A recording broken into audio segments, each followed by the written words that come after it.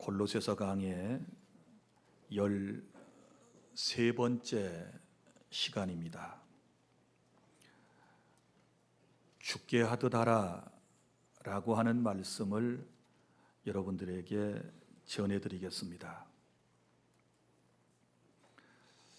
세상 사람들이 싫어하는 그리스도인들의 모습이 무엇이라고 생각하십니까? 이런 것 아니겠습니까? 주일 내내 교회에서 봉사했다고 월요일 아침에 늦게 출근해서 일을 하지 않고 노는 사람, 어떻게 생각하십니까? 새벽 기도하고 혹은 밤샘 기도해서 잠을 제대로 자지 못했다며 출근해 가지고 직장에서 졸고 있는 사람, 직장에 늦게 출근해서 섬기는 교회에 일이 있다면서 시간도 되지 않았는데 서둘러 일찍 퇴근하려고 준비하는 사람, 세상 사람들이 그 모습을 보고 어떻게 평가할까요? 교회 일은 열심히 하는 것 같은데 직장 일에는 태만하며 가사 일을 돌보지 않는 사람,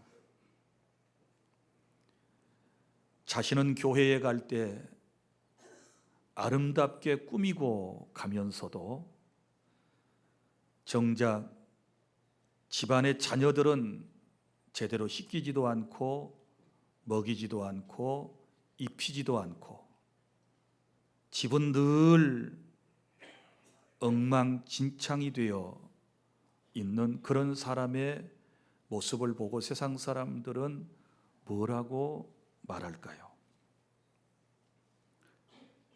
교회의 직분이라고 하는 것은 교회 조직체 안에서만 통하는 것인데 사회생활, 직장생활에서 마치 교회에서처럼 어른 행세를 하고 아는 체만 하고 따지기를 잘한다면 세상 사람들이 그런 그리스도인을 보고 뭐라고 말할까요? 교회 안에서는 천사와 같고 세상에서는 주님을 안 믿는 사람처럼 행동한다면 하나님께서 그 모습을 보실 때 어떠하실까요? 말과 행동이 다른 그리스도인들, 신앙생활과 가정과 직장과 사회생활을 분리해서 생각하고 살아가는 사람들, 이것이 오늘 우리들의 모습이 아닌지를 살펴보고 주님께서 우리에게 주신 말씀을 통하여 깊이 자성하고 올바로 살아가는 저와 여러분이 될 수 있기를 바랍니다.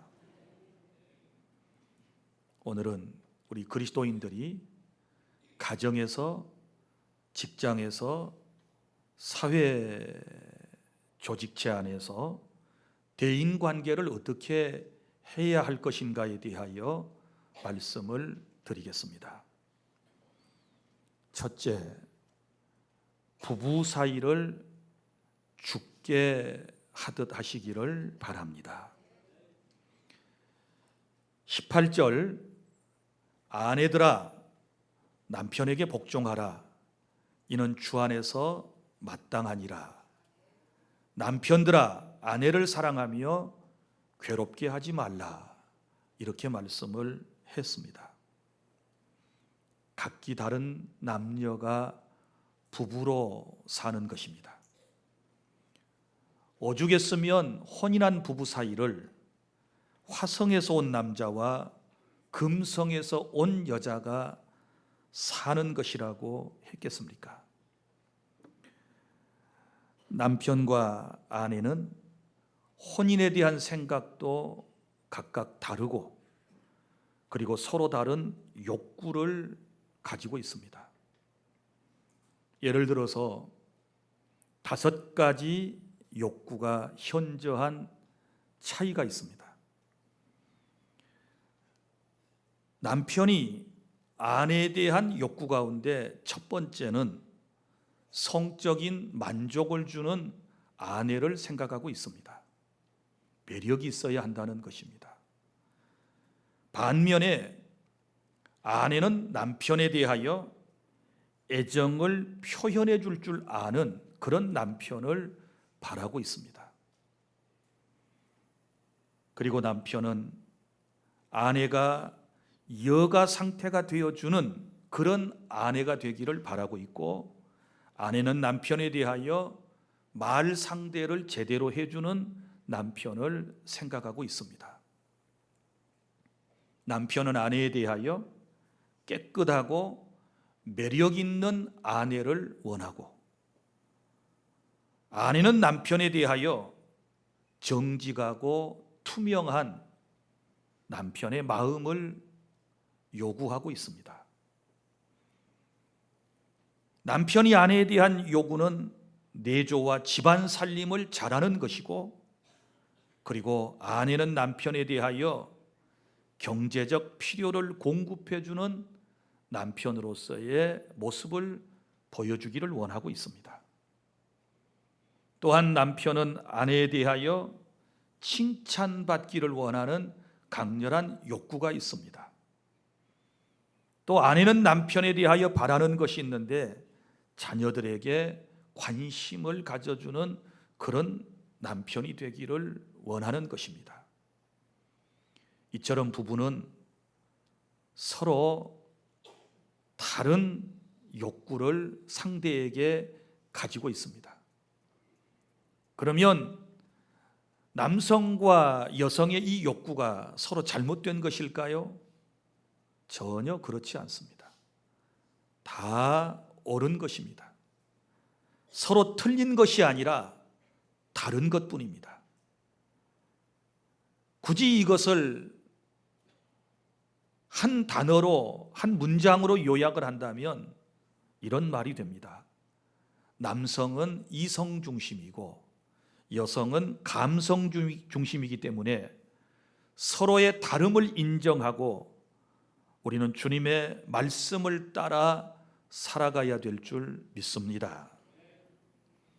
오늘 본문의 말씀을 보십시오. 아내들이 먼저 해야 할 일이 있습니다. 본문 18절 말씀은 아내들에게 주신 말씀인데, 우리 여성분들께서 다 함께 18절을 낭독해 주십시오. 시작.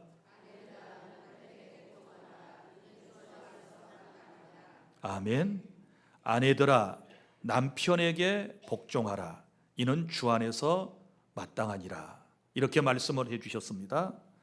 자, 왜 아내가 남편에게 복종을 해야 하는가?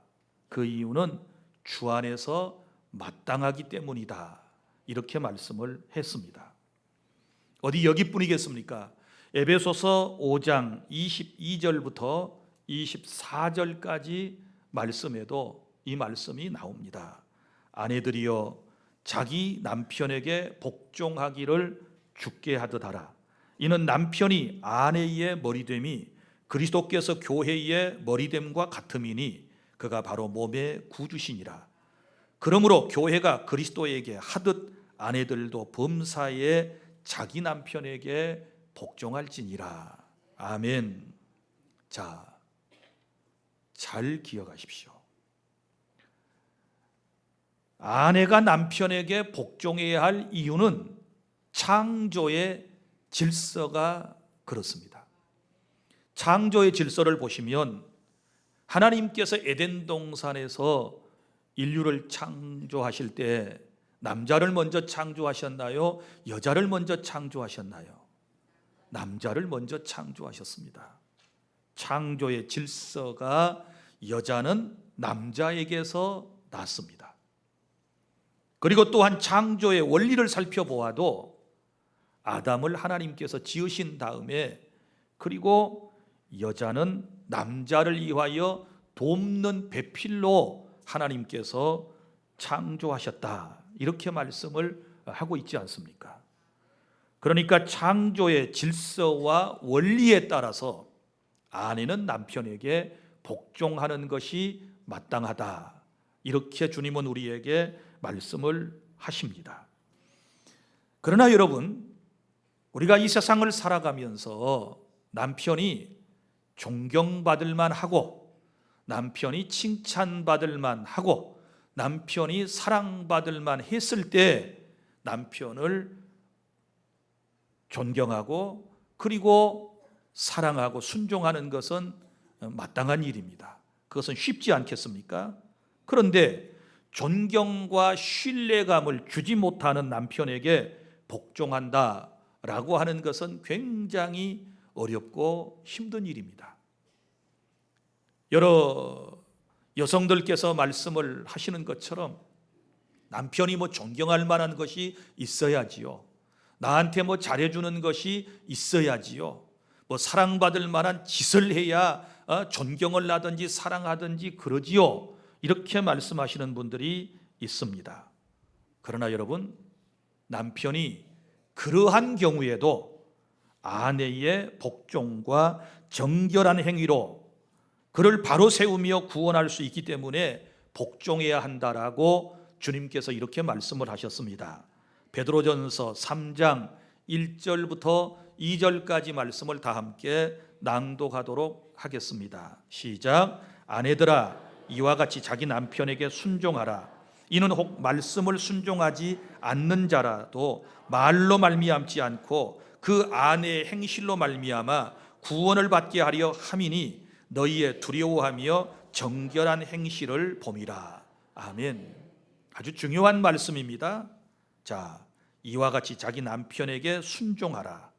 이는 혹 말씀을 순종하지 않는 자라도, 이 말은 그 남편이 예수님을 믿지 않을지라도 그 말이고, 그리고 혹은 남편의 역할과 구실을 제대로 잘 감당하지 못하는 어딘가 부족함이 있을지라도 그 말이거든요. 말로 말미암지 않고, 자, 말로써 그를 설득해서 그에게 감화를 주고 감동을 주고 결국 그를 구원하는 것이 아니고 그 아내의 행실로 말미암아 구원을 받게 하려 함이니. 깨달아지십니까? 저 못난 남편이지만 예수님을 잘 믿는 아내가 그 남편을 위하고 사랑하고 존경하면 거기에 감동을 받고 남편이 구원받을 수 있다. 그러므로 때로 남편이 마음에 들지 않는다 할지라도 복종하고 순종하여라 라고 하는 뜻을 가지고 있는 것입니다. 그래서 너희의 두려워하며 정결한 행실을 봄이라, 이렇게 말씀을 하지 않습니까? 사랑하는 주 안의 성도 여러분, 아내가 남편을 잘 섬길 때 가정의 질서가 유지되고 하나님의 사랑과 은혜가 그 가정에 넘치게 될 줄 믿으시기를 바랍니다. 아내들의 마음이 불편하셨다면 이해하십시오. 하나님의 말씀이 그러하니 전들 어떡하겠습니까? 아내들은 남편에게 복종하는 것이 주 안에서 마땅한 일이라는 사실을 믿으시기를 바랍니다. 그 다음에 보세요. 이제 남편들에게 주님이 주신 말씀이 19절에 나옵니다. 자, 남편들, 남자들만 19절을 다 함께 낭독합니다. 시작. 남편들아, 아내를 사랑하며 괴롭게 하지 말라. 자, 남편은 아내의 머리이기 때문에 책임감을 가져야 하는 것이지요. 그리고 머리라고 하는 말은 자기 집을 잘 다스려야 한다는 그런 의미를 담고 있습니다.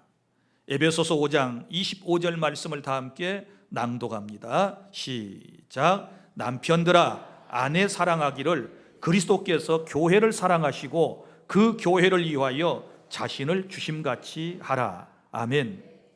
여기 남편들에게 주시는 말씀은 아내를 사랑하라. 사랑하는데 어떻게 사랑하느냐? 그리스도께서 교회를 사랑하시는 것처럼. 교회가 누구입니까? 여러분 자신이 교회입니다. 믿습니까? 그런데 여러분을 너무너무, 교회인 여러분을 사랑하시는 주님께서 무슨 일을 하셨습니까? 그 교회를 위하여 자신을 주심같이 하라. 우리를 구원해 주시기 위해서 예수 그리스도는 자신의 몸을 십자가에 기꺼이 희생의 제물로 내어놓아 주셨고, 그 결과로 우리가 구원을 받았다. 이것은 그리스도께서 우리를 그만큼 사랑하셨다는 증거라는 사실을 믿으시기를 바랍니다. 그러므로 우리가 아내를 사랑할 때는 바로 이런 마음으로, 주님께서 교회인 나를 사랑하셔서 자신의 몸을 주심과 같이 그런 마음으로 자기의 아내를 사랑하라, 주께서 이렇게 말씀을 하셨습니다. 이런 은혜를 저와 여러분이 받아야 될 줄 믿습니다. 그리고 사랑하면 어떻게 해야 됩니까? 그 뒤에 뭐라고 나옵니까? 괴롭게 하지 말라. 사랑하면 아내를 괴롭게 해서는 안 된다는 것입니다. 이 말은 화나게 하지 말라라고 하는 말씀의 뜻이고, 괴롭히는 습관을 버리라고 하는 그런 의미를 담고 있습니다. 남편들은 화를 자주 내지요. 저도 화를 잘 내는 편에 속합니다. 잘 참다가도 한번 화가 나면 정말 저 자신이 부끄럽고 하나님 앞에 너무너무 부끄럽습니다. 화가 나서 막 투덜거리고 막 미친 사람처럼 행동하는 제 모습이 거울 속에 비춰지는 걸 보면 가관이 아니에요. 인간이 목사인가? 이럴 정도로 그런 충격을 제가 받습니다. 이런 것들이 아내를 괴롭게 하는 행위가 되는 것입니다. 그런데 여러분 보십시오. 이 괴롭게 하지 말라라고 하는 말씀 속에는 이건 괴롭히는 습관까지를 포함한다 그랬거든요. 이게 습관이 되면 계속해서 아내에게 짜증을 내게 됩니다. 그러면 아내의 마음이 괴로워지는 것이지요. 자, 이런 말이 있습니다. 남편의 따뜻한 말 한마디는 아내를 위한 최상의 보약이다. 남편들께서 다 기억하셨나요? 시작. 못 따라 하잖아. 한 번만 더 읽어드릴게요. 남편의 따뜻한 말 한마디는, 외웠죠? 남편의 따뜻한 말 한마디는 아내를 위한 최상의 보약이다. 시작.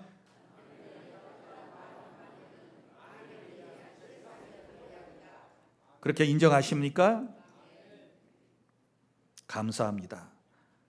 우리 남편분들 아까 얼굴이 막 밝아졌다가 지금 얼굴들이 굳어졌습니다. 아내는 남편에게 복종하라 그러니까 옳거니 잘 됐다. 목사님이 드디어 칼을 드셨구나. 내 아내를 깨닫게 해주시오니 우리 목사님 최고. 그러다가 그 뒤에 말씀이 딱 나오니까 아내를 사랑하며 괴롭게 하지 말아라 그러니까 저부터 지금 마음이 영 불편합니다. 그래도 어떠겠습니까? 우리가 주님의 말씀을 경청해야 될 줄 믿습니다. 창세기 2장 23절, 아담이 멋진 말을 했습니다. 시작. 아담이 이르되 이는 내 뼈 중에 뼈요 살 중에 살이라. 이것을 남자에게서 취하였은즉 여자라 부르리라 하리라. 아멘. 아담이 아내인 하와를 바라보면서 했던 말입니다. 뼈 중에 뼈요 살 중에 살이라. 이 말은 무슨 말입니까? 자기 인생에 있어서 최고의 가치를 가진 자기 몸과 같은 분신이다. 자기 몸이다 그 말이죠. 내 뼈 중에 뼈요 살 중에 살이니까 부부는 하나라고 하는 것을 강조하면서 그만큼 사랑스럽다라고 하는 표현이 아니겠습니까? 그래서 우리 남편들은 아내를 사랑하기 위해서 아내의 욕구를 잘 알아야 하는 것입니다. 지금 가장 필요한 것이 무엇인지, 가장 큰 관심이 무엇인지를 알아보는 것입니다. 그리고 지금까지 남녀의 차이를 잘 이해하지 못해서 갈등했었다면 이제는 서로를 이해하고 서로가 어떻게 해야 될까요? 주님께 하듯 하면 됩니다. 믿습니까? 부부관계 어떻게 한다고요? 주께 하듯 하면 돼요. 아내는 남편에게 주께 하듯 하면 되고 남편은 아내에게 주께 하듯 하면 된다. 이렇게 말씀을 했습니다. 그러면 부부간의 모든 갈등은 다 해소되리라 확신합니다.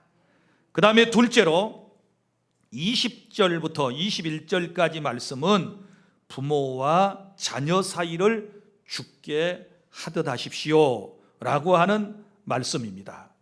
여러분, 부모와 자녀 사이에도 많은 문제가 있지 않습니까?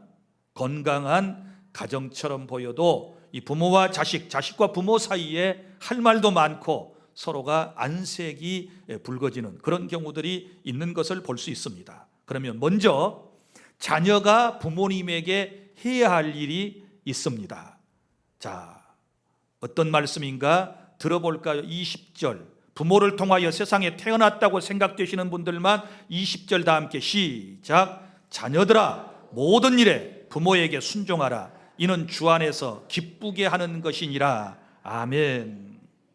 자, 자녀들아, 모든 일에 부모에게 순종하라. 이는 주 안에서 기쁘게 하는 것이다.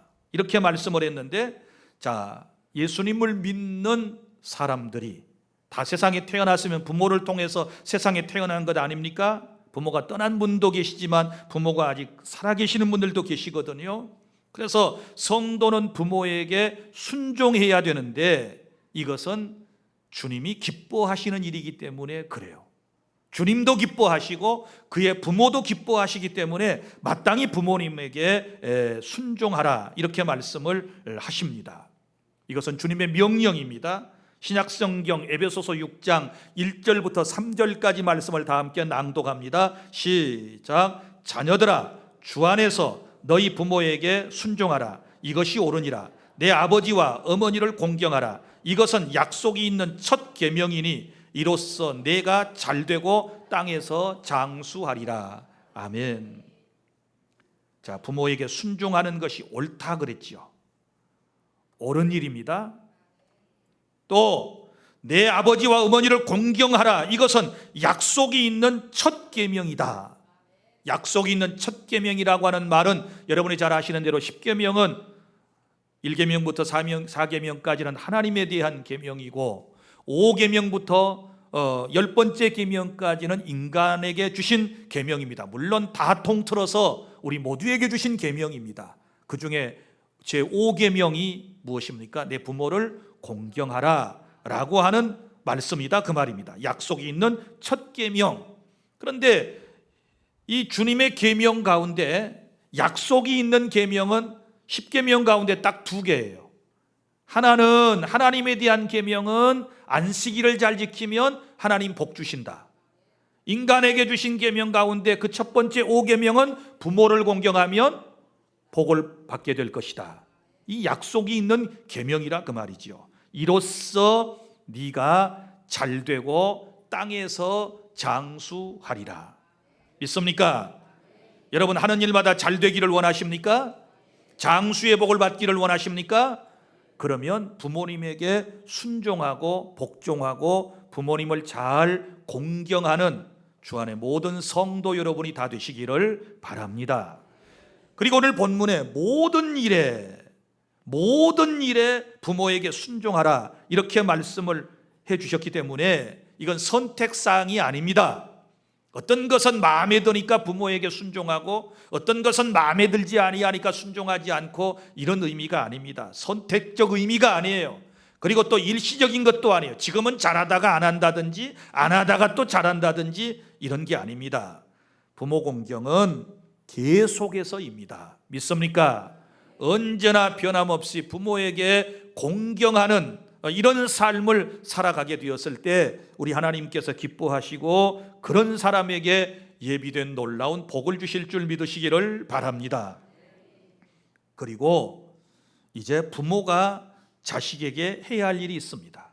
자식은 부모에게 순종하라고 그랬고, 오늘 말씀에서 부모는 그럼 자식에게 어떻게 해야 될까요? 21절. 자, 자녀를 둔 부모들만 시작. 아비들아 너희 자녀를 노엽게 하지 말지니 낙심할까 함이라. 아멘.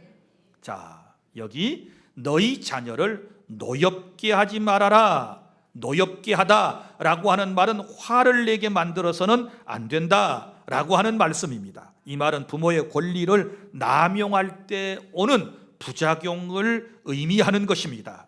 사랑하는 주 안의 성도 여러분, 오늘 분명히 여러분이 아셔야 할 것은 여러분의 자녀는 여러분의 소유물이 아닌 것입니다.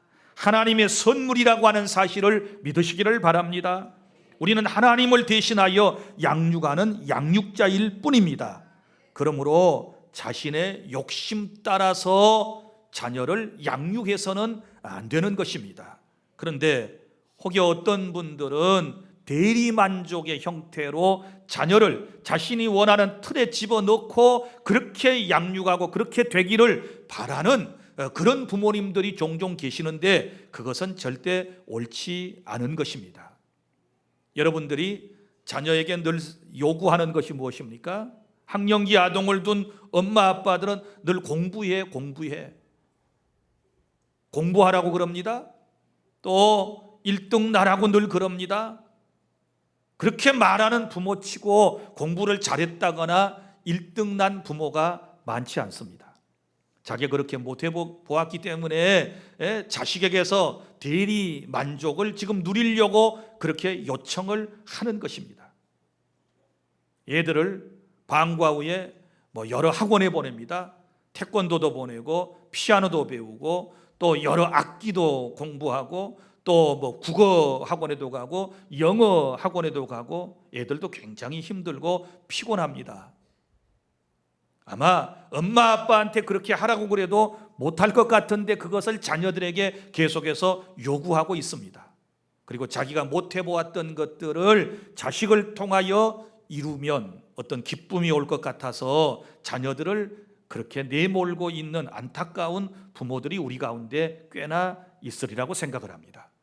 사랑하는 주 안의 성도 여러분, 우리가 사랑하는 자녀들을 양육할 때 내 마음대로 해서는 안 됩니다. 내 생각대로 내 욕심대로 키워서는 안 된다는 사실을 여러분 기억하시기를 바랍니다. 하나님의 말씀을 경청하세요. 에베소서 6장 4절 말씀입니다. 이렇게 기록되어 있습니다. 다 함께 시작. 또 아비들아 너희 자녀를 노엽게 하지 말고 오직 주의 교훈과 훈계로 양육하라. 아멘. 이게 무슨 말씀입니까? 주의 교훈과 훈계, 곧 하나님의 말씀으로 양육하라 라고 하는 뜻을 담고 있습니다. 내 교훈이 아니고 내 생각이 아니고 내 방법이 아니고 내가 원하는 목적대로가 아니라 하나님께서 원하시는, 하나님께서 기뻐하시는 자녀로 하나님께서 우리에게 위탁하신, 맡겨주신 자녀를 잘 양육하실 수 있기를 바랍니다. 주님의 말씀으로 아이들을 양육하면서 자녀의 달란트, 곧 재능을 어렸을 때 빨리 찾아내는 것입니다. 어릴 때 보면 우리 알 수 있잖아요. 근데 어떤 사람들은 돌잡이 때 뭘 잡았느냐, 요걸 봐가지고 은사니 달란트니 그러는데 그건 아니에요. 무슨 가위를 잡았다, 칼을 잡았다, 연필을 잡았다, 실을 잡았다, 또 성경을 잡았다. 성경 잡으면 목사인가요? 은사가? 칼을 잡으면 그 칼 들고 수술을 할 겁니까? 뭐 할 겁니까? 연필을 잡으면 글씨를 잘 쓴다는 겁니까? 문학적 소질이 뛰어나다는 것입니까? 자, 그것이 은사고 달란트일 수도 있어요. 왜냐하면 사람은 관심 있는 것을 잡도록 되어 있거든요. 그러니까 어른들의 지혜이지만 반드시 그런 거는 아니에요. 반드시 그런 건 아닙니다. 자, 어릴 때 이 아이가 무엇에 관심이 있는가를 잘 지켜보십시오. 그리고 많은 것들을 하는데 그 중에서 가장 잘해내는 것들을 한번 보십시오. 또 하면서 본인이 즐거워하는 일이 무언가를 보십시오. 그리고 하고 난 이후에 사람들이 나뿐만 아니라 자기 자신뿐만 아니라 다른 사람들이 또 뭐라고 평가하는지를 살펴보십시오. 그것이 그 아이에게 은사입니다. 그것이 달란트입니다. 그걸 잘 개발하여 주는 것이 부모가 해야 할 일입니다. 믿습니까? 그러면 이 아이는 틀림없이 하나님께서 기뻐하시는 하나님의 사람으로 거듭나게 될 것을 우리는 믿습니다.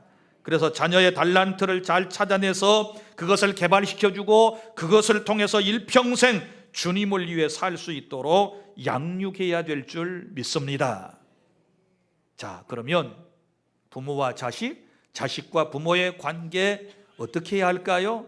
여기에 대한 결론은 죽게 하듯 하십시오. 믿습니까? 자식은 부모님을 대할 때 주님을 대하듯이, 주님께 하듯이 그렇게 하시기를 바랍니다. 부모는 또한 사랑하는 자식을 대할 때 내 자식이라고 생각하지 말고 죽게 하듯 하십시오. 적은 소자에게 한 것이 곧 나에게 한 것이다. 주님이 이렇게 말씀을 하셨지 않았습니까? 인격체로 보십시오. 하나님의 형상을 닮은 하나님의 소중한 선물이라고 생각을 하고 여러분이 어린 생명 하나하나를 다룰 때도 죽게 하듯 하게 되면 그 가정은 행복한 가정이 될 줄 믿습니다. 셋째, 마지막 단락 3장 22절부터 4장 1절까지의 말씀은 종과 상전이 죽게 하듯 하십시오. 자, 주종 간의 관계를 여기서 말씀을 하고 있습니다. 당시 성경이 기록될 당시 로마 제국에는 인구 절반인 약 6천만 명 이상의 노예가 있었고 그들이 노예가 된 것은 대물림에 의해서 혹은 전쟁 포로가 되어서 노예가 되었습니다. 노예가 되면 주인의 재산 목록에 포함되어 주인의 재산 목록 제1호가 되고 그리고 그 어떤 인권도 없는 상황이 되는 것입니다. 자, 이 주종의 관계, 고용인과 피고용인의 관계는 어느 시대에나 있는 것입니다. 지금도 마찬가지지요. 여러분이 어떤 조직체, 어떤 회사에, 어떤 일터에 가도 고용인과 피고용인이 반드시 존재하도록 되어 있는 것입니다.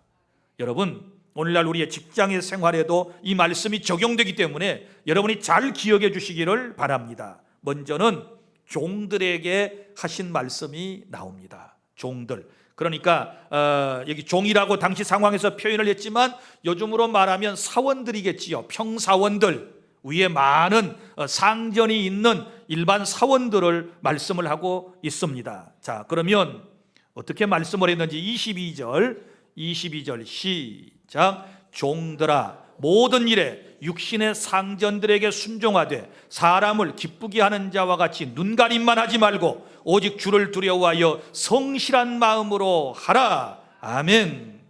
자, 여기 육신의 상전, 이렇게 일부러 육신의 상전이라고 하는 말을 표현했습니다. 이 말은 그리스도인들의 궁극적인 상전인 하나님과 대조하고 있는 것입니다. 그러니까 현실에서는 육신의 상전 아래 있는 것처럼 보이지만 궁극적으로는 우리 모두가 그리스도 아래에 있다라고 하는 말씀임을 깨달을 수 있기를 바랍니다. 사랑하는 성도 여러분, 우리 장로교회의 창시자와 같은 칼빈의 직업 소명론에 따를 것 같으면 이런 말씀이 나옵니다. 그리스도께서는 성도들의 각 직장에 육신의 상전을 두시고 그들에게 권위를 부여하셔서 사회와 국가를 위해 일하게 하신다. 이렇게 갈파했는데 옳은 말입니다. 자, 보십시오. 성도들의 각 직장에 육신의 상전을 두시고 그들에게 뭘 부여하셨어요? 권위를 부여하셔서 사회와 국가를 위해 일하게 하신다. 결국 내가 일하고 있는 일터의 주인은 그리스도이시다. 믿습니까? 따라하겠습니다. 나의 일터의 주인은 그리스도이시다. 확실하게 하시기를 바랍니다. 자, 당시의 종들은 육신의 상전들을 기쁘게 하기 위해서 눈가림, 즉 눈가림 봉사를 했습니다. 주인이 있을 때는 열심히 일하는 척하다가 주인이 없으면 게으름을 피웠습니다. 바울은 이런 사람들을 사람을 기쁘게 하는 자라고 말했습니다. 사랑하는 주 안의 성도 여러분, 우리 그리스도인들은 일터에서 하나님을 기쁘시게 하는 삶이 꼭 될 수 있기를 바랍니다. 그러면 어떤 마음의 자세로 일을 해야 할 것인가? 오늘 말씀 22절 하반절에 이렇게 말씀합니다. 오직 주를 두려워하여 성실한 마음으로 하라. 누구를 두려워해야 돼요? 주님을 두려워하여 성실한 마음으로 직장에서 일하라. 할렐루야. 주님의 말씀입니다. 그래야 하나님께서 기뻐하실 줄 믿으시기를 바랍니다. 우리 그리스도인들이 직장에서 일할 때 그 직장의 주인 되시는 그리스도를 의식하고 우리가 살아야 한다라고 하는 말씀입니다. 다시 한 번 더 따라 하실까요? 나의 일터와 직장의 주인은 그리스도이십니다. 나의 일터와 직장의 주인은 그리스도이십니다. 믿습니까? 그런 마음의 자세를 가지고 성실하게 일할 때 직장의 상사와 동료들이 마음의 문을 열고 그리스도를 영접하여 그들도 구원받는 놀라운 은혜가 있게 될 줄로 믿으시기를 바랍니다. 여러분, 요셉을 기억해 보십시오. 요셉이라고 하는 사람은요, 어디에 있든지 무슨 일을 하든지 항상 성실하게 귀한 사명을 잘 감당했던 사람입니다. 그가 이집트의 노예로 팔려가서 보디발의 집에서 일을 할 때에도 얼마나 성실하게 일을 했는지 몰라요. 그랬더니 그 주인이 그를 가정의 총무로 세웠지 않았습니까? 성경에서는 뭐라고 말씀하신 줄 아십니까? 하나님께서 요셉과 함께 하심으로 그의 집이 형통하였더라. 할렐루야. 보디발 때문에 그 집안이 잘 된 게 아니고 성실하게 일을 했던, 하나님을 신뢰하고 성실하게 일했던 요셉을 보고 하나님께서 그 가정에 복을 내려주셨음을 믿으시기를 바랍니다. 직장에 가서 잘리지 않고 사랑받고 월급 많이 받고 살 수 있는 방법을 말씀드릴게요. 어느 직장에 들어가든지 감사함으로 성실하게 여러분이 일하시기를 바랍니다. 요셉처럼 성실하게 일을 하게 되면 어떤 회사 사장이 그런 사람을 잘라내겠습니까? 감사하며 성실하게 주어진 사명을 잘 감당하고 회사를 복되게 하는데 누가 그런 사람을 명퇴를 시키고 그런 사람을 더 이상 출근하지 말라고 손사래를 치겠습니까? 생각해 보십시오. 나 같으면 근무기간이 끝났어도 어떻게 하든지 더 일할 수 있는 그런 여건을 만들어서 함께 일하자고 할 것 같아요. 믿습니까? 직장에 가서 성공하는 비결 다른 데 있는 게 아니에요. 성실하세요. 주 안의 성도들은 성실하시기를 바랍니다. 게으름을 피워서는 안 돼요. 남들보다 5분 일찍 출근하고 남들보다 5분 더 늦게 퇴근해 보세요. 남들 커피 마시러 10번 나갈 때 몇 번만 더 줄여보세요. 남들이 투덜거리고 있을 때 긍정적인 언어를 사용하고 감사하는 언어를 사용해 보세요. 틀림없이 그 직장은 그분 때문에 잘 되고 복을 받게 될 줄 믿습니다. 여러분이 근무하는 직장, 그 사장이 고용주가 예수님을 믿는 사람이든 믿지 않는 그건 별로 중요한 게 아니에요. 우리는 우리의 역할만 잘 감당하면 돼요. 믿습니까? 내 사명만 잘 감당하면 돼요. 투덜거리지 말고 원망하지 말고, 시쳇말로 말하면 월급 값을 하십시오. 밥값을 하십시오. 그래야 옳은 것이지요. 그래야 하나님께서도 기뻐하신다는 사실을 믿으시기를 바랍니다. 자, 그러면 또 그들에게 순종해야 할 이유가 나오지요. 무슨 일을 하든지 마음을 다하여 주님께 하듯 이렇게 하라고, 상전들을 이렇게 대하라고 말씀을 하셨는데, 자 24절 25절 시작. 이는 기업의 상을 주께 받을 줄 아나니 너희는 주 그리스도를 섬기느니라. 불의를 행하는 자는 불의의 보응을 받으리니 주는 사람을 외모로 취하심이 없느니라. 아멘. 자, 이게 무슨 말입니까? 이 말씀을 세 가지로 요약을 하면 이런 말씀입니다. 우리가 육신의 상전들에게 순종하면서 성실하게 일해야 할 이유 세 가지. 먼저는 상이 있어요. 성실하면 반드시 이제 보상을 받게 될 줄로 믿으시기를 바랍니다. 성실하게 일하면 보상이 따라와요. 그 다음에 또 하나는 너희는 누구를 믿는 사람이에요?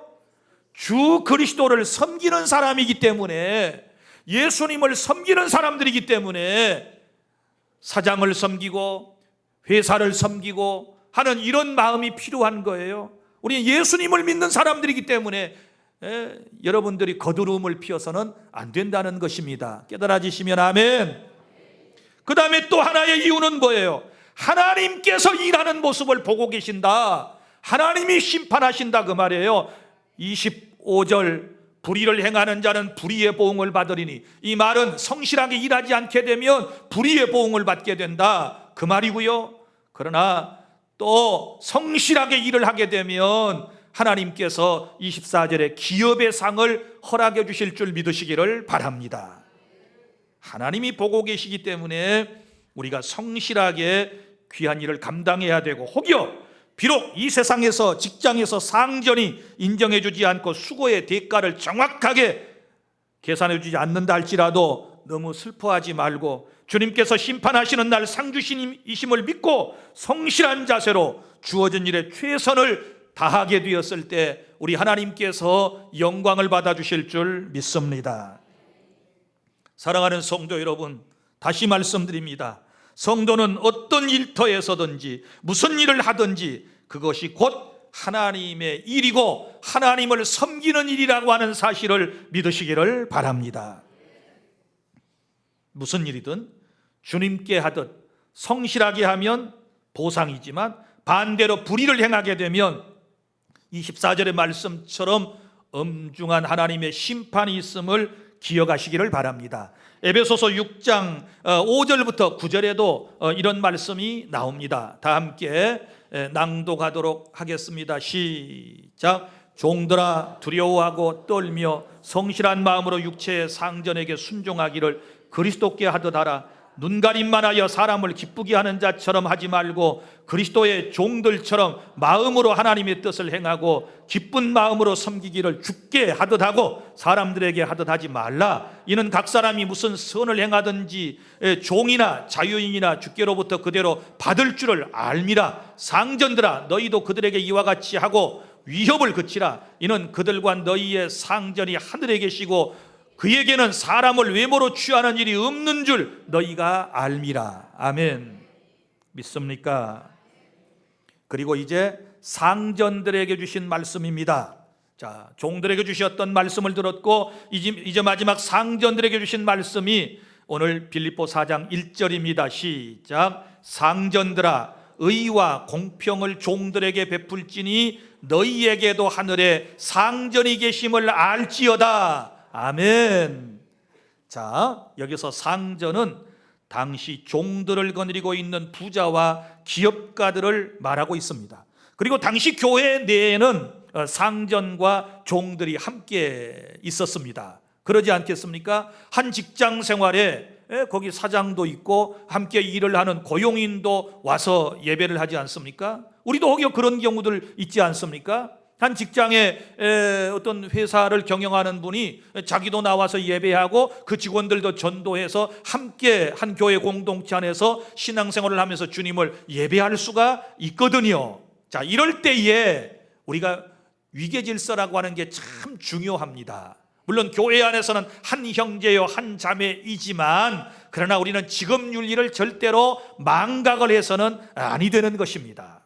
자, 고용인이나 고용당하여 일을 하는 분들이나 다 그리스도의 마음을 갖는 것이 중요하거든요. 자, 보세요. 그러면 상전들이 해야 할 일은 두 가지가 나와요. 하나가 뭡니까? 의. 상전들아 의와 그랬잖아요. 의가 뭐예요? 옳은 것. 그 다음에 두 번째 뭡니까? 공평을 종들에게 베풀어라. 공평이 무엇입니까? 공정이지요. 그러면 의와 공평은 하나님의 속성이기도 한 것입니다. 그러니까 상전들도 종들에게 의와 공평으로 대하라고 하는 말은 또 다른 말로 하나님의 마음을 가지고 아랫사람들을, 동료들을 대해야 된다라고 하는 말씀입니다. 자, 보세요. 왜냐하면 아주 중요한 말씀이 있습니다. 높은 자리에 계신 양반들, 제 얘기 잘 들으세요. 주의 말씀입니다. 너희에게도 하늘에 상전이 계심을 알지어다. 믿습니까? 직장 생활이 그렇지 않습니까? 내가 상전이에요. 내가 계장이고 과장이에요. 그럼 그 위에 국장은 없습니까? 그 위에 더 높은 사람은 없습니까? 계속 올라가면 하나님께서 계시지 않습니까? 그러니까 교만하면 안 되는 거예요. 내 위에도 하늘에도 상전이 계신다. 하늘 상전이 누구십니까? 그리스도이십니다. 믿습니까? 이런 마음을 늘 가져야 하는 거예요. 자, 사랑하는 성도 여러분, 그래서 너희도 하나님을 믿는 사람이기 때문에 주님께 하듯 하라, 이렇게 말씀을 우리에게 당부하고 계시는 것입니다. 사랑하는 주 안의 성도 여러분, 이제 말씀을 맺습니다. 이제부터는 우리가 무슨 일을 하든지 다 내가 하고 있는 일은 죄 짓는 일이 아니라면 하나님의 일임을 믿으시기를 바랍니다. 부부 사이도, 부모와 자식 사이도, 종과 상전 사이도 죽게 하듯 하시기를 바랍니다. 억지로나 의무감이 아니라 성실함으로 일하시기를 바랍니다. 무슨 일이든지 죽게 하시면 돼요. 자, 상전들도 종들에게 죽게 하듯 종들도 상전에게 죽게 하듯 하라, 이렇게 말씀을 하셨지 않았습니까?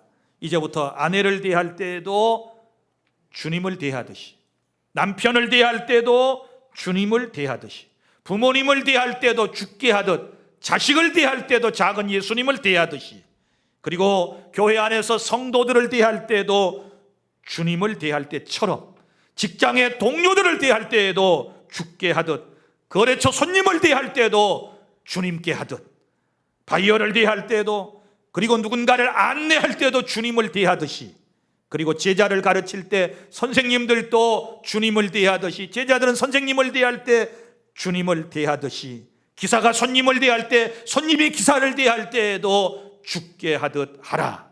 이 말씀을 꼭 마음에 기억해 주시기를 바랍니다. 그러면 우리 인간 사회의 모든 갈등 문제가 다 해소되어지게 될 줄 믿습니다. 한번 따라 할까요? 나의 일터와 직장의 주인은 그리스도이십니다. 누구에게든지 죽게 하듯 하겠습니다. 그렇게 꼭 살아주시기를 바랍니다. 기도하겠습니다.